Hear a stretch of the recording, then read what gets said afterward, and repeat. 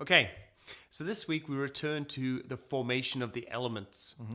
The story so far. The story so far? The universe was born. Good. And we... Great start. Yeah, great start. Some people think this was a bad idea. What we saw when we spoke about the formation of the elements previously, the universe started in this, super hot, super dense state. Mm-hmm. And then as it cooled, you started to form the protons and neutrons that become the nuclei of atoms. And as it cooled even further, they were able to start to stick together. But due to this deuterium bottleneck, the fact that deuterium is such a fragile nucleus, it took a while for this process of protons and neutrons joining together to form heavier nuclei to get going. And then before we knew it, the universe was too cool to forge any more elements. Yep. So we were left 3 minutes after the Big Bang. Universe is vast majority of is hydrogen, which is just protons. Then there's 25% is helium, which are, a nucleus with 2 protons, 2 neutrons, and a sprinkling of lithium, etc. But no heavy elements, no carbon, no oxygen, no nitrogen, stuff we need for us. So where did these elements come from? So from all you have to cover is 3 minutes after the Big Bang to today. You've handled the first 3 minutes. I'll nail the rest. No problem. So obviously nuclear reactions need somewhere hot and dense. So we're gonna have to wait for those sorts of places to turn up in the universe. So we have to wait first of all for matter to start to collapse into halos, into large sort of roughly spherical blobs of matter. Those will continue to collapse as they start to cool down, especially as the gas within them starts to cool. No, hang on. Let's just make sure we got this straight. So when we talk about halos, we're talking about a combination of dark matter and gas. Yes. So the dark matter being the dominant part provides like the sink in which the gas flows. Yep. And that gas flows in, it becomes denser and actually becomes cooler, and that allows it to become even more denser, and it collapses. Yeah. So just the dark matter on its own would only get to be around about 200 times more dense than the universe around us, which is not anywhere near enough to make anything kind of interesting. So, for example, in the universe today, the air in this room, the sun, the table, are all, the number of times more dense than the universe on average is a number with about 28 or 30 digits or something. So we've got to do a lot more. And as you said, it's cooling. And the reason why that's so important is when gas is hot, it's got pressure. So as gravity tries to push it in, it can push back out again. As it cools down, that pressure sort of escapes, as it were. It loses that pressure and gravity can really start to make it collapse. But we're still talking very big sort of cosmological scales. So what we've got here is the raw ingredients to start to make a galaxy, to make a disk of gas, which is dense enough that bits of it might actually start to then collapse further into stars. Okay, so this is the key point. You get this cooling, eventually gas gets cool enough. Gravity can take hold of that clump now, it's dense enough, and it continues to collapse down and collapse down. And as it collapses down, just like when you pump up a bike tire, you squeeze that gas, it gets hotter. In the center of this collapsing gas, the gravitational energy as such is heating up the core. Yeah. So the core is getting denser and it's getting hotter, and it becomes the site for... Yes, well. So the first nuclear reaction that can fire up is actually one of those little leftover bits from the Big Bang.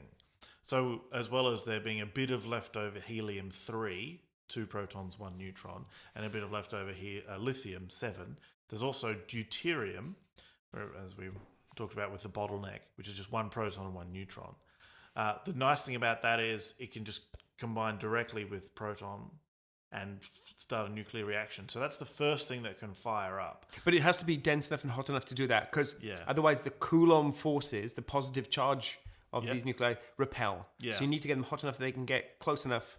So there is a bit of an interesting balancing act here, because you need things to cool, because there's basically a relationship between how cool a lump of gas is and how much of it can collapse. And so if you want...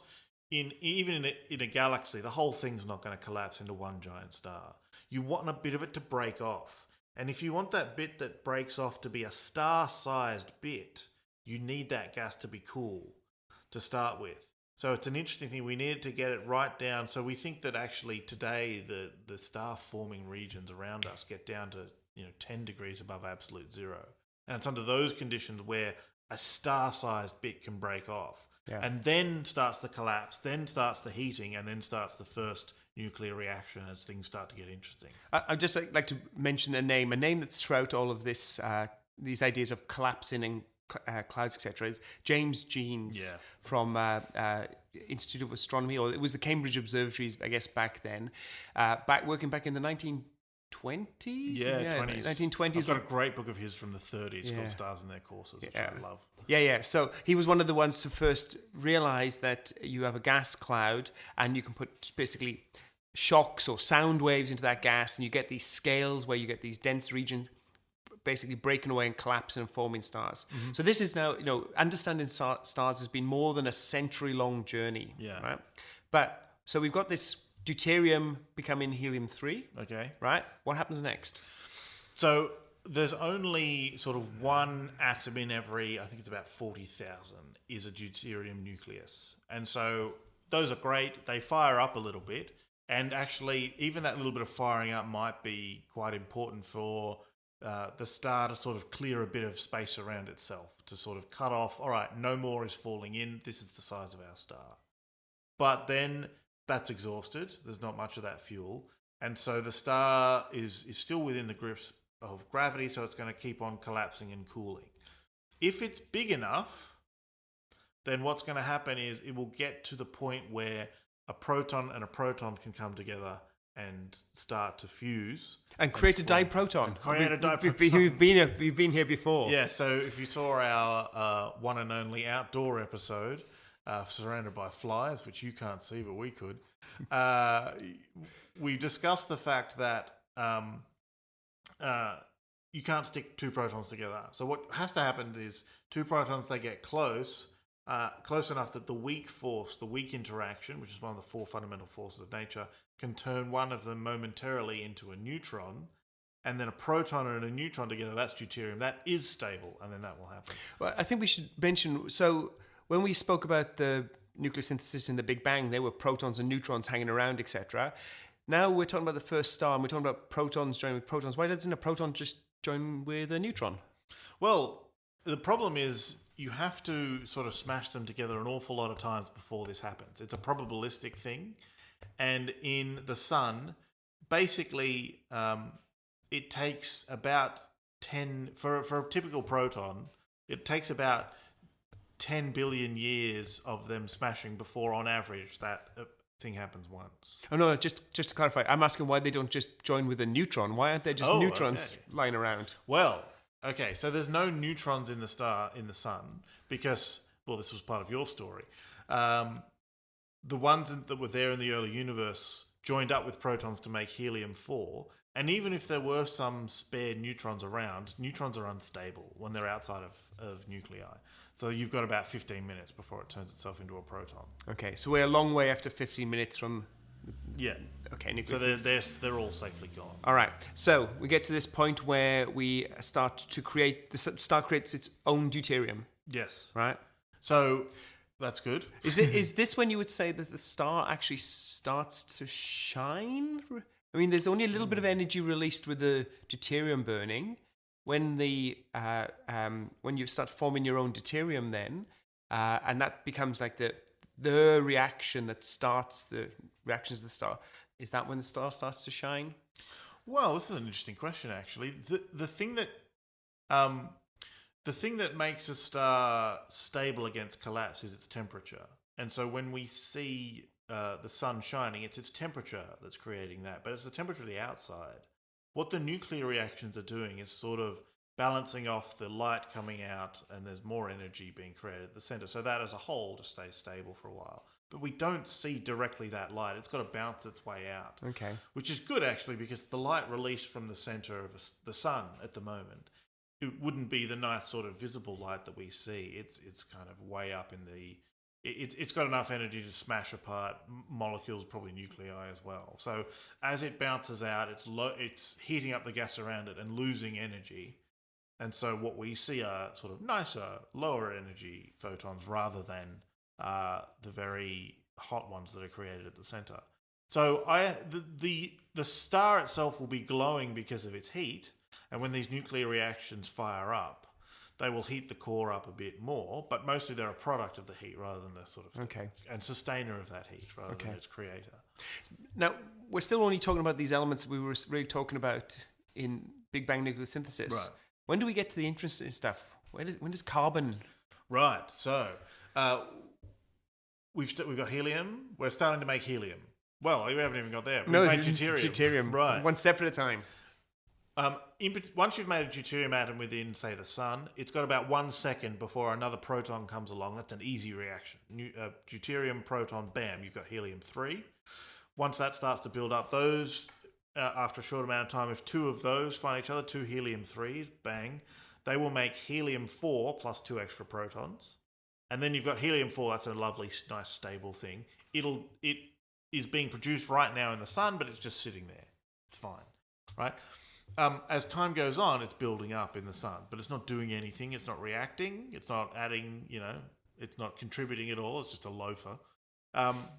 It's a leaner, not a lifter. It's a lifter. I like it. That's horrifyingly business speak. As it builds up, of course, at some point the hydrogen starts running out. And so what happens next depends on how much mass there is in the star. Okay. So for very small stars, basically you get to the point where a whole lot of hydrogen is built up, so a whole lot of helium is built up, and then the star, once it runs out of fuel, will collapse, but there's enough pressure within the star itself, and in particular what's called electron degeneracy pressure, this sort of weird quantum thing where quantum systems don't like being squashed. There's enough of that pressure there to hold it up so no further reactions will be ignited, and you get what's called a white dwarf. For larger stars, there's enough pressure once the star has stopped burning hydrogen to make helium. It will start to collapse again because it's losing energy at the center, so gravity can get a hold. There's enough energy in that collapse to ignite the next reaction, which is going to be actually need 3 helium nuclei to smash together to make carbon. This is the famous triple alpha reaction. Yes. The reason why that can happen in a star but doesn't happen in the early universe, as we said, was there was a time in the early universe when that could have happened, but there was no helium around. Yeah. And so it missed its chance. But we've skipped an element. Have we? Beryllium. We've skipped a few. Beryllium, right?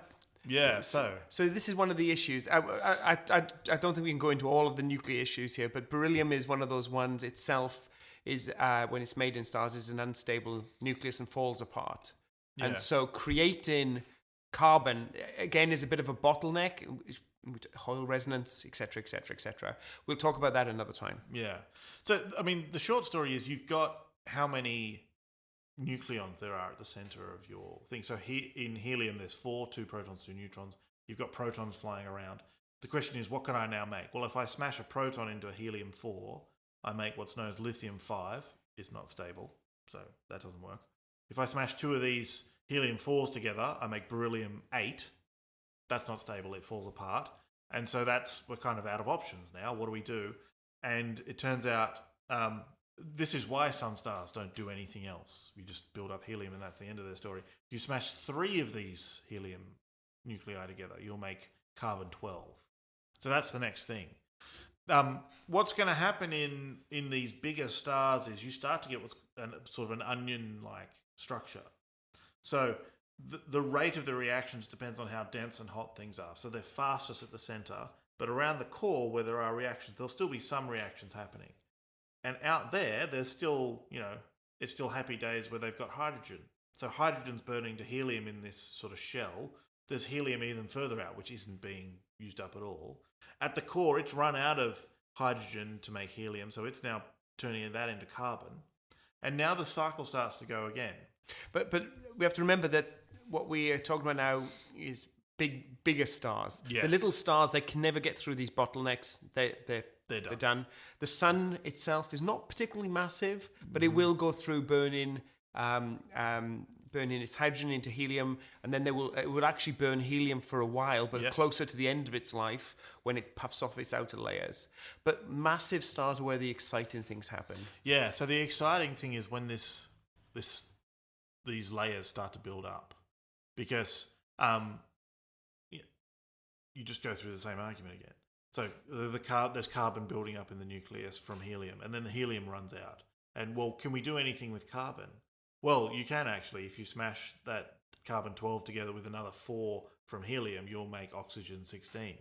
And so now you get a layer of hydrogen, layer of helium, layer where hydrogen's doing nothing, layer where hydrogen's burning to helium, layer where helium's burning to carbon, layer where carbon's burning to oxygen. And so as these start to build up, you get this onion-like layer of onion-like structure of the star. So it'll go through oxygen. I'm going to cheat now. I always forget the order. It'll go to neon, and then it'll go to neon. Is that right? That's the wrong order. It builds its way up to heavier elements. Yeah. And in particular, they get shorter and shorter as you go on. So the like amount of time. The time that that the core spends burning this stuff, right? Because you need such high temperatures, right? For it to happen at all, everything's burning very quickly. So you can use your cheat sheet. So we're going to use it. So hydrogen burning for a massive star, 7 million years. 7 million years.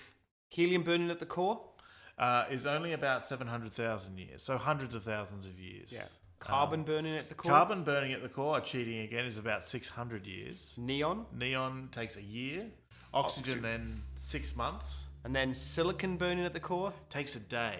And then, which is pretty amazing. And then the silicon gets turned into iron. Iron, yes. And so it just keeps going, right? So iron then gets turned into. Well, no, we've reached.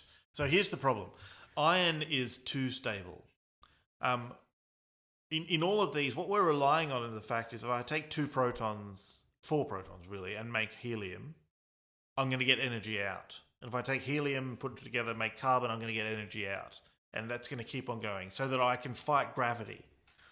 Once you get to iron, you can't combine iron with anything and get energy out. Any nuclear reaction that involves iron, the iron nucleus, so you want to smash a helium nucleus in there and make something else. That's going to cost you energy. You're not going to get energy out of that, right? Not just it's going to have to be really hot for it to happen at all, but when you finally settle and balance all the books, you will have lost energy in that transaction.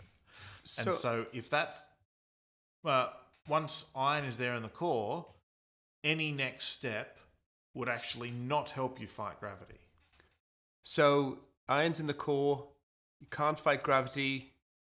What happens? Well, this is where things get particularly interesting. Remember, all of this is happening on timescales of a day. We burn through all our silicon. Basically, the whole thing collapses.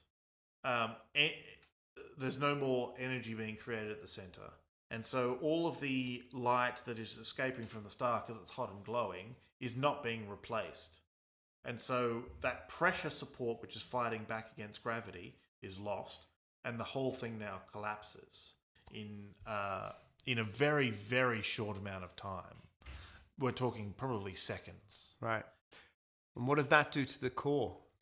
Well, this is the point where we'd really love to have super high resolution simulations showing us exactly what's going on. But we think roughly the story of what's going on here is you've got this iron core, everything collapses onto it, but it doesn't want to do anything. So in part, there's a bounce of the outer layers off the core. They pressurize and then get thrown off. It's likely that things will heat up in there enough in the collapse that actually you will get more nuclear reactions. They'll just be absorbing that energy rather than making a stable star. And so you'll get this final one flurry of stuff bouncing off and a sort of explosive nuclear reactions at the center. And the result is a supernova. The whole thing blows itself to smithereens whilst making some of the even heavier elements than iron. So, which is pretty cool, right? It is very cool. It is cool. Now, we should mention that that's how the elements get out. The stars have to basically get those elements out and spread them into the universe for them to get recycled into planets and into people. There was some recent results that people suggest that actually colliding neutron stars themselves can also undergo nucleosynthesis, so they can create heavy elements, and elements such as gold, Yeah. which is one of those heavier elements created in supernova or created in these neutron star collisions. So to create the elements, we essentially need these hot, dense conditions, and they only occur in hearts of stars and sort of violent, very energetic events in the universe. Yeah. So one we're particularly interested in is carbon. So part of the carbon, I think it's about half and half. Part of it comes out when you have a smallish star that produces a whole lot of carbon and then has to sort of rearrange itself. And when it runs out of fuel eventually, it creates what's called a planetary nebula. And so it in the course of sort of oscillating and throwing stuff out, and it's not a supernova explosion, but it is sort of pumping stuff out into the universe. So about half of it comes from that and half of it comes from this explosive supernovae. The reason why that onion structure is so important is if the star was constantly stirring, was stirred really well, it wouldn't create the onion structure because any hydrogen out here would be stirred into the nucleus and almost immediately be burnt into helium. And the helium would be stirred into the nucleus, be burnt into whatever. So the whole star would basically end up at the end being roughly, being basically iron, and then it would blow up. But it would blow off and just shoot iron into the universe. So because we've got this structure, which then blows out, all those other elements which are made, and we mentioned the important ones, carbon, oxygen, silicon, neon, there'll be other stuff in there as well. When the supernova explosion goes off, all of that stuff gets thrown out, and so it's distributed into the universe rather than just being burnt there at the scene of the crime. That's pretty cool. Now, before we finish, I'd just like to mention, as I mentioned in talking about nucleosynthesis in the early universe, this is not some sort of black magic, dark art kept by astronomers and cosmologists in books that nobody else can read. If you want to take a look at how stars evolve, there is a massive freely available code called MESA, and I can't remember what MESA stands for. Totally forgotten myself. Yeah, evolution star something. Anyway, if any of the listeners are interested, they can download this code and they can look at exactly the reactions that go into essentially the burning of a star, and you can set the star's mass and just go through all of these stages. Yeah. So we'll put a link in. We'll put a link into that, and people can have fun making their own stars.